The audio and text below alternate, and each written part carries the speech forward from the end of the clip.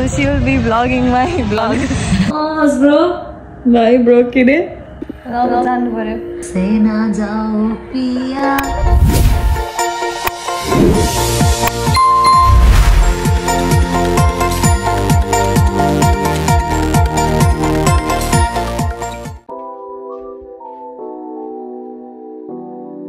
यसो सबैको कर्ली कपाल देखेर म पनि ट्राई गर्दिम न भनेर मैले पनि राति ओभरनाइट कल गरेँ. I used Christmas socks. It actually turned out pretty good.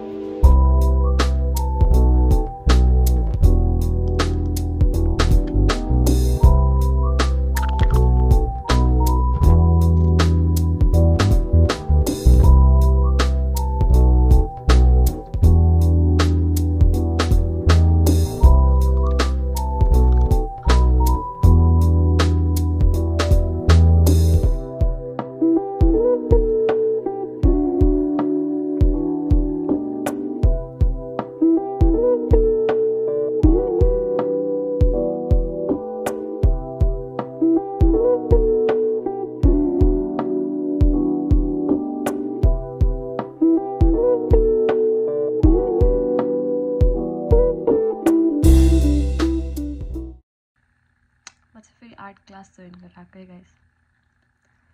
Hopefully अहिले चाहिँ मलाई आउँछ.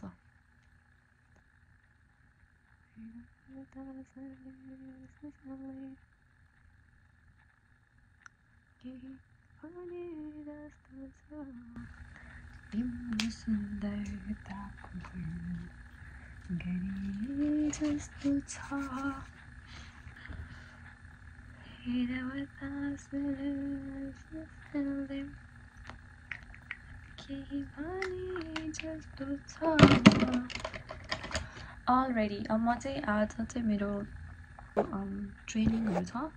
So I'm going for that. I think 6:40 in the morning. So I'm getting ready to go. It's like 30 minutes away, so I have to at least wake up early and get there on time. But it looks actually nice. I don't know how long it'll last, but it is pretty. Alright guys, I will see you soon.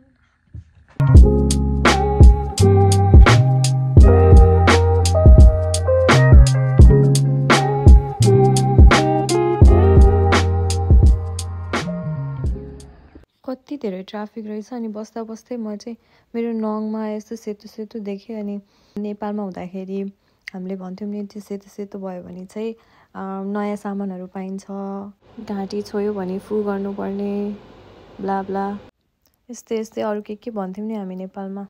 अहिले सम्झेर हाँस उठ्छ. Of course I had to get matcha this morning. अब एकछिन खाइहाल्छु oats अनि त्यसपछि भित्र गएर फेरि पढ्नु पर्छ.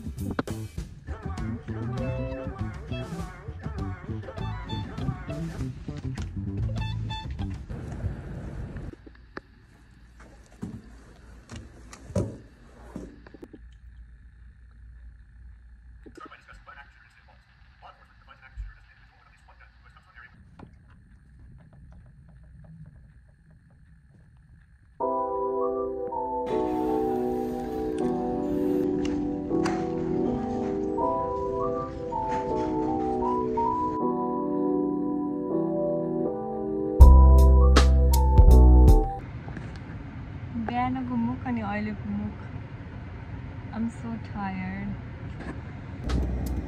अब चाहिँ थकित भएर घर गएर I'm planning to go to my friend's house.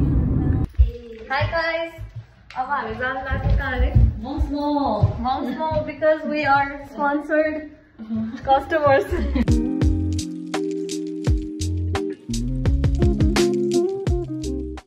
Guys, म चाहिँ मेरो एउटा साथीसँग आएको छु फेरि पनि मङ्क्स मोमो खान. म चाहिँ आज मेरो भ्लग गर्ने क्यापेसिटी अहिले एकदमै कमजोर भएको कारणले म मेरो साथीलाई ह्यान्डओभर गर्दैछु मेरो phone. So she will be vlogging my vlog.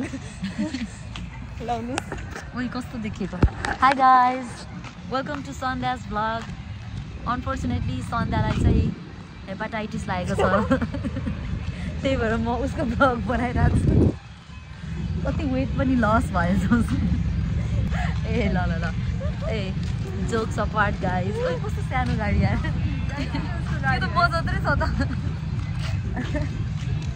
अयो यहाँ बच्चाहरू खेल्दैछ है गाइस राजु समालको जोक सुन्नु छ भने उसलाई कन्ट्याक्ट गर्नु होला जोक सुन्नु छ भने मलाई कन्ट्याक्ट गर्नुहोस् राजु समालले चाहिँ शिवजीलाई गएर ओइ तेरो त्रिशूल खोइ भनेछ अरे किन भनेछ अरे अनि त्यसपछि राजु समालले चाउमिन खान भनेछ राजु समाल जो यो हाम्रो मङ्स मोमो हो ए तिम्रो भनिसक्यो है मङ्स मोमो उता प्राइभेट एरियामा गएर बस्छौँ न त हामी यो चाहिँ हाम्रो प्राइभेट एरिया मङ्स मोमोको म बसेरै देखाइदिन्छु तिमीहरूलाई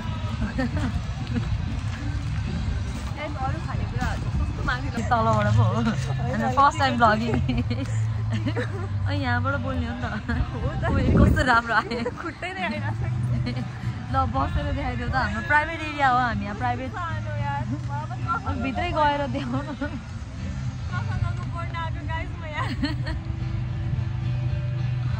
ओइ को हो गिटार बजाएर इम्प्रेस गर्न खोज्दैछ हामीलाई हामी इम्प्रेस हुँदैनौँ $1 मिलियन दियो भने मात्रै इम्प्रेस हुन्छौँ हामी गाइस कसैले गिटार बजाएर इम्प्रेस गर्नु छ भने प्लिज उसलाई इम्प्रेस गर्नु पर्यो मुख देखाइदेऊ न तर ऊ इम्प्रेस हुँदैन अरे सानोतिर गिटार बजाउनेहरूले अलिकति कडेवाला मान्छे कडे पुरै बजाउनु पर्यो कि यदि कडे गिटार बजाएर देखाउनु प्रस्तुति देखाउनु मन छ भ्लग कहिले हेर्दैन यार यस्तो अलि मार्मिक कुरा गर न एज नेपालमा आन्दोलन भइरहेछ यहाँ सिरियस हुनु पर्यो अब राजा आउँछ जस्तो छ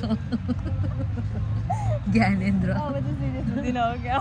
राजा आउन लागिसक्यो तिमीलाई के भन्नु छ यो बारेमा तिमी यो आन्दोलनले कतिको प्रभाव गरिरहेछ तिमीलाई म यहाँ बस्नेलाई त के प्रभाव बिचरा मलाई त राति निन्द्रै लाग्छ बिचरा नेपालमा बस्ने मान्छेहरूलाई कति गाह्रो भइरहेको मान्छे मरेछ है 3-4जनालाई त्यही मान्छे मरिसक्यो गाइज अब सिरियस हुनुपर्छ नेपाल हाम्रो नेपाल राम्रो नेपाल बनाउनुपर्छ ल लाउ यार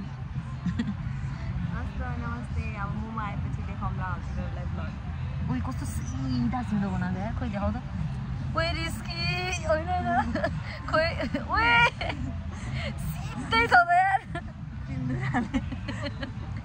guys anybody interested in that pseudo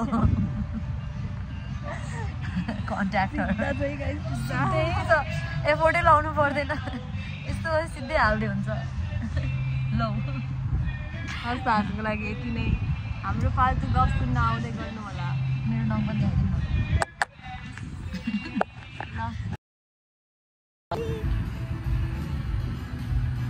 momo Khan excited हो यस मिठो मोमो खाइसकेपछि हामी एकछिन हाँस्दै चिल गर्दै नाच्दै गीत गाउँदै घर फर्क्यौँ मेरो साथीले चाहिँ मलाई डेजर्ट घरमै छ खान जाउँ भनेर लिएर गयो लखर लखर डुलेपछि घर आएर केक त खानै पर्यो त्यो हो क्या यो गोपाल अमिलो जा तिमीले मलाई के बिग्रेको भएर छैन सुँग त यो चाख त ल ओके